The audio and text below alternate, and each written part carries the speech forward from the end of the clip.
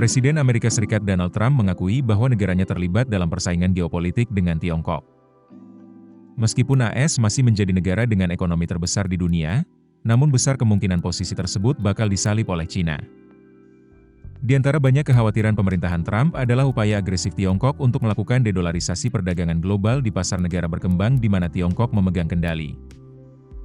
Raksasa Asia tersebut belakangan gencar mendorong penyelesaian perdagangan dalam renminbi digital atau RMB, mata uang digital Bank Sentral Tiongkok, CBDC. Untuk memuluskan agenda dedolarisasi itu, China menggagas proyek Jalur Sutra Baru, yakni proyek pembangunan infrastruktur ambisius yang bertujuan untuk menghubungkan negara tersebut dengan seluruh dunia. Gencarnya dedolarisasi ini mulai berdampak terhadap dolar Amerika Serikat. Financial Times melaporkan, pembayaran dalam dolar Amerika menurun dari sekitar 80% pada tahun 2010 menjadi 40% pada tahun 2024. Sebaliknya, pembayaran dalam renminbi meningkat menjadi sekitar 55% pada tahun 2024.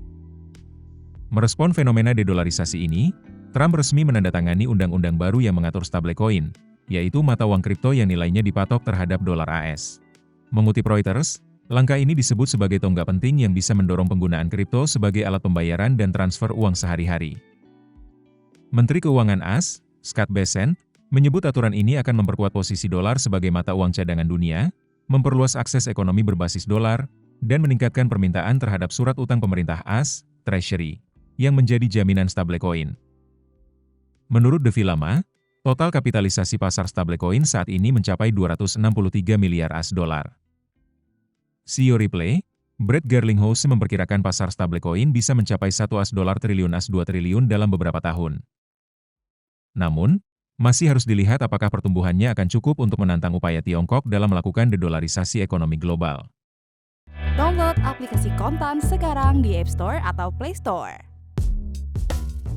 Keputusan bisnis terbaik datang dari data, bukan tebakan. Mudah berlangganan Business Insight dengan subscribe with Google.